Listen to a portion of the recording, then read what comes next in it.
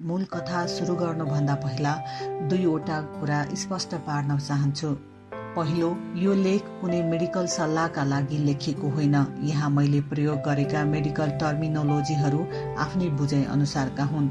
मेरो उद्देश्य केवल म जस्तो आफ्नो स्वास्थ्यबारे हेलचक्राइ गर्ने आमा, दिदी, बहिनी, छोरी लगायत अन्य महिला साथीहरू समेत सचेत हुनुहोला भन्ने मात्रै हो।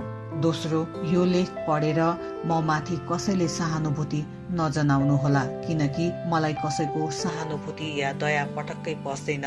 बरु यो स्थितिमा आफूलाई राखेर आत्मानुभूति गर्नुहोला। अब मूल कथा सुरु हुन्छ। एउटा मानिस सधैँ हिँड्ने बाटोमा आफ्नै सुरमा हिँडिरहेको हुन्छ। नचिताएको कुनाबाट अकस्मात एउटा बाघ गर्जिँदै आउँछ र झम्टिन्छ। बटुवा ड्याङ्ग सडकमा पछारिन्छ। बाघले उसको शरीरमा दाह्रा र नङ्ग्रा गाडे पनि मृत्यु चाहिँ हुन पाउँदैन। शरीरभरि चोट र पीडा दिएर बाघ आफ्नो बाटो लाग्छ। अहिले मेरो जीवन त्यस्तै भएको छ। 2079 साल असारको पहिलो हप्ता मेरो जीवनमा एउटा अप्रत्याशित घटना भयो। त्यो व्यक्तिगत कुराले मलाई लामो समयसम्म मानसिक प्रताडना दिइरह्यो। एक दिन सुतेको ठाउँमा उठ्दा मेरो छातीको देब्रे भाग एकदम नराम्रोसँग दुख्यो, तर कसैलाई भनिन। सायद 2-4 दिनपछि त्यो दुखाइ यसै बिर्से। म त्यति बेला क्यानाडामा थिएँ। असारको अन्तिम हप्ता म काठमाडौँ फर्के। यता आएपछि फेरि दुखाइ बढेको महसुस गरे। मानसिक रूपमा तनावग्रस्त भए। यसपटक अमेरिकामा रहेकी कान्छी बहिनी बबितालाई भने। उनले ढाडस दिइन्, कहिलेकाहीँ तनावले शरीरको कुनै भागमा असर गर्छ, त्यही भएको हो कि? मलाई पनि त्यस्तै लाग्यो। रोगले नच्यापी डाक्टर कहाँ नजाने अधिकांश महिला मध्ये नै म पनि पर्छु। डाक्टरको सम्झना पनि गरिन।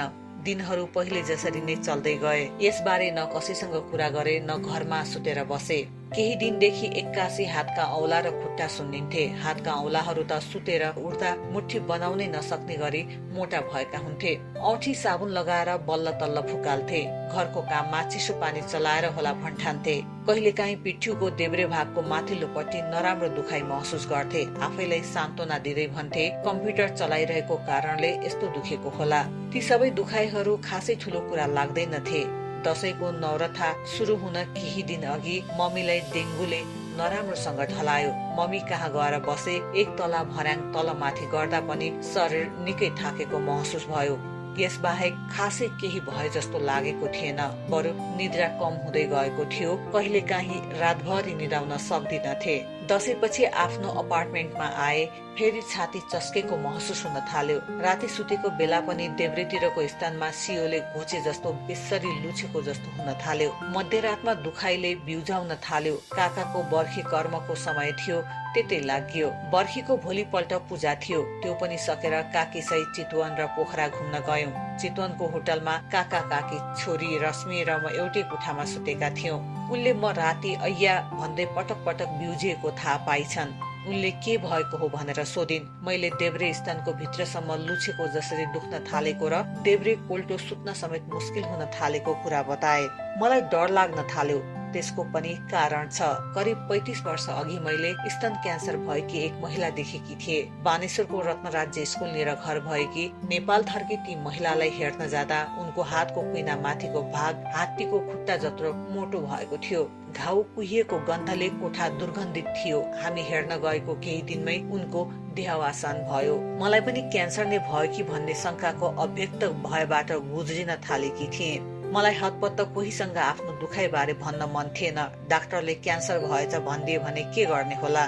दिमागमा यस्तै सोच आउन थाल्यो। 7 वर्ष अघि मेरो पाठेघर र ओभरी पुरै निकालिएको थियो, अर्थात् हिस्टेरेक्टोमी गरिएको थियो। त्यति बेला म्यामोग्राम गर्दा देब्रे स्तनमा गिर्खा देखिएको कुरा नर्भिक अस्पतालको रिपोर्टले भनेको थियो। रिपोर्टले के पनि भनेको थियो भने त्यो गिर्खा बोसो जम्मा भएको कारणले हो, चिन्ता नलिनु। त्यसपछिका दिनमा पनि धेरै पटक मेरो टाउकोबाट सिबाइसस सिस्ट निकालिएको थियो।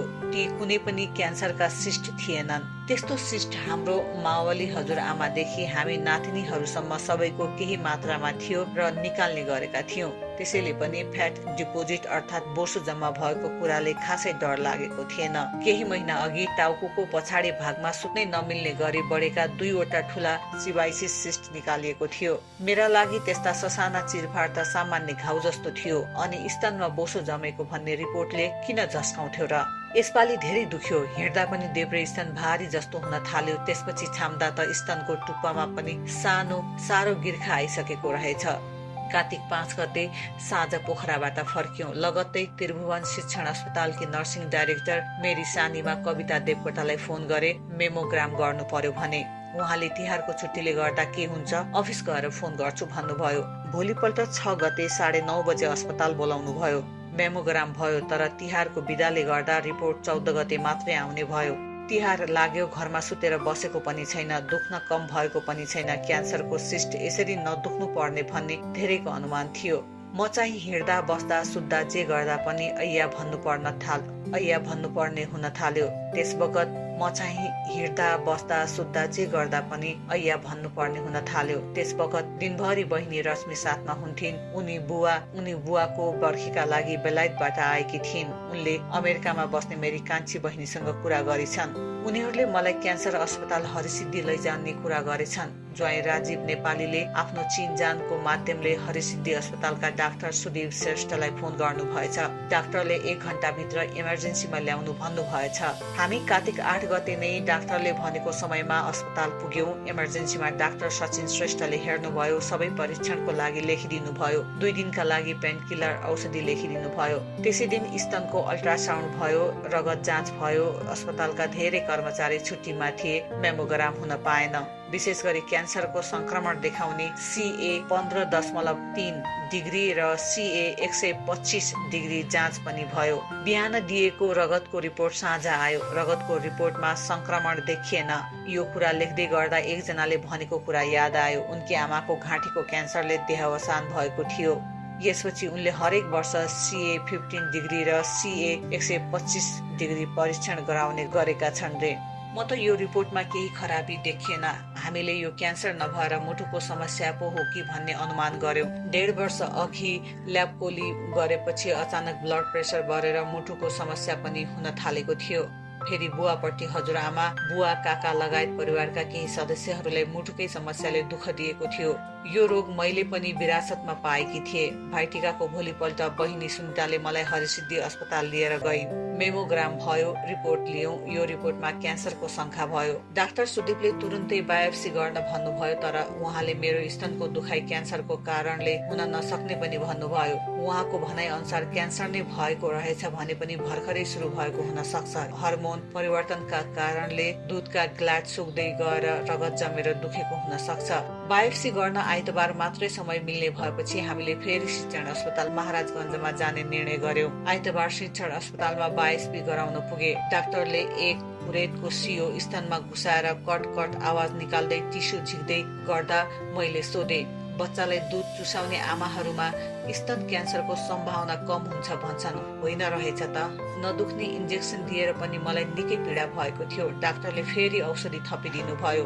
डाक्टरले भन्नुभयो, तपाईले चुसाउनु भएन होला। किन नचुसाउनु नि? एउटीलाई 6 महिना र अर्कोलाई 11 महिना खुवाए। डाक्टरले अंग्रेजी भाषामा भन्नुभयो, it's all about gene, what you have got it, you have to accept it. मैले सुने अनुसार यस्ता रोगहरू प्राय आमाका तर्फबाट जीनमा जान्छ। भगवानको कृपाले मेरी आमातर्फ अहिलेसम्म कसैको त्यो खराब जीन भेटिएको छैन। बल्ल मैले दिमाग खियाए। मेरो बुवातर्फ म समेत 6 जनाले उक्त जीन बोकेर हिँडेछौं। कार्तिक 14 गते सोमबार शिक्षण अस्पतालमा गएको मेमोग्रामको रिपोर्ट आयो। यो रिपोर्ट हरिसिद्धिको भन्दा प्रष्ट थियो। क्यान्सर त छ भन्ने प्रष्ट भयो। कुन स्टेजको भन्ने थाहा पाउन बायोप्सीको रिपोर्ट कोर्नु पर्ने भयो। सकेसम्म चाँडो सर्जरी गर्नुपर्छ भन्ने मनस्थिति बनायौं। सर्जरी गर्न शिक्षण अस्पतालकी consultant breast oncoplastic surgeon doctor Sujita हिराचनसँग सम्पर्क गर्यौं। उनले छाती र पेटको पनि सिटी स्क्यान गर्नुभयो। त्यसबाट क्यान्सरको सिस्ट कहाँसम्म फैलेको छ भन्ने थाहा हुन्थ्यो। बुधबार त्यो पनि गर्यौं। कार्तिक 17 गते बिहीबार डाक्टर सुजितासँग समय लिएका थियौं। उहाँले पनि त्यो सिस्ट त्यसरी दुख्न नपर्ने भन्दै 1 हप्ताको लागि 2 थरी एन्टिबायोटिक्स लेखिदिनु भयो। उहाँले मलाई काउन्सिलिङ पनि गर्दै भन्नुभयो, यो सेकेन्ड स्टेज छ। सर्जरी गरेपछि रोग फालिन्छ, किमो दिनै पर्छ। 4-5 महिनामा केही गाह्रो हुन्छ, त्यसपछि लाइफ फेरि नर्मल हुन्छ। स्तन निकालेर फ्याँकेपछि फेरि बनाउन सकिन्छ। डाक्टर सुजिताको सल्लाह जतिसुकै सकारात्मक भए पनि डरलाग्दो रोग छ भन्ने थाहा पाएपछि प्रफुल्ल भएर हिँड्न को सक्थ्यो र? त्यो समय मेरा लागि मलाई दोहोऱ्याएर हिँड्नु भएकी सानीमा बहिनीहरू सुनिता, बबिता, रश्मि र अरू बहिनीहरू आफ्नो साथ र भावनात्मक साथले मलाई मानसिक रूपमा बलियो बनाउन प्रयास गर्दै थिए। अब केवल बायोप्सीको रिपोर्ट कोर्नु थियो। बायोप्सीको रिपोर्ट नआउन्जेल सर्जरीका लागि रगत जाँच, मुटुको जाँच गरेर प्रमाणपत्र लिने काम सकियो। कार्तिक 24 गते बिहीबार सर्जरी गर्ने तयारी भयो। भनेकै दिनमा सर्जरी भयो। देब्रे स्तनको पुरै भाग निकालियो, अर्थात् म्यासेक्टोमी गरियो। सर्जरी गर्दा थाहा भएछ सिस्टले त काखी मुनि समेत झुप्पा जस्तो डेरा बनाएको रहेछ। नदुखेको भयो वा दुखेको खपेर एक हप्ता मात्रै ढिलो गरेको भएको भए ती खराब सेलहरूले आर्टलरी भेन छुने अवस्था आइसकेको रहेछ। त्यसरी छोएको भए म आज यो व्यक्तिगत अनुभव लेखेर अरूलाई सचेत गराउने अवस्थामा रहने थिइन होला। त्यसपछिको मानसिक तनाव र भय। गुगल सर्च गर्नेहरूलाई लाग्न सक्छ म्यासेक्टोमी भनेको स्तन निकाल्ने त हो, कुनै ठुलो कुरा होइन, एकै दिनमा घर पठाइहाल्छ। यस्तो कुरा पढेर अनुमान गर्ने र भोग्न नपरेकाहरूलाई कुनै ठुलो कुरा होइन। म पनि सर्जरी गरेको भोलिपल्ट बेलुकी घर गए। सियोले घोचेको त कति दुख्छ भने यहाँ त शरीरको एउटा संवेदनशील अङ्ग निकालेर फ्याँकिएको थियो, महिलाको स्तन। त्यही स्तन शारीरिक सौन्दर्यको मापक मात्र होइन, आफ्नो पेटमा 9 महिना राखेर जन्माएको बच्चालाई जीवन दिने पहिलो खुराकको स्रोत थियो। जीवनको यस्तो अमूल्य अङ्गलाई तिलाञ्जली दिनु परेको थियो। यस्तो सर्जरीका लागि आफूलाई मानसिक रूपले तयार बनाउन पनि सजिलो थिएन। अर्कोतिर अब त जीवन सिद्धिने भयो भन्ने अव्यक्त भयले राति निद्रा पर्दैन थियो, भयले सताउँथ्यो। क्यान्सर डरलाग्दो रोग मानिन्छ, भलै स्तन क्यान्सरको सर्भाइभल रेट राम्रै छ। आफूलाई क्यान्सर भएको शंका लागेपछि जतिसुकै बलियो मुटु पारे पनि केही दिनसम्म आफूलाई सम्हाल्न धेरै गाह्रो हुँदो रहेछ। भन्न त हामी भन्छौँ जन्मिएपछि एकपटक मर्न त परिहाल्छ, के को पीर। मुखले भन्नु र मनले आत्मसात गर्नुको फरक चाहिँ आफूलाई परेपछि मात्रै थाहा हुन्छ। अब मेरो दिन धेरै छैन भन्ने लागेपछि यो गरिसक्न पाए हुने, त्यो गरिसक्न पाए हुने भन्ने सोचले अत्यास लगाउँदो रहेछ। आँखा पनि नबगी बस्नु नमान्दो रहेछ।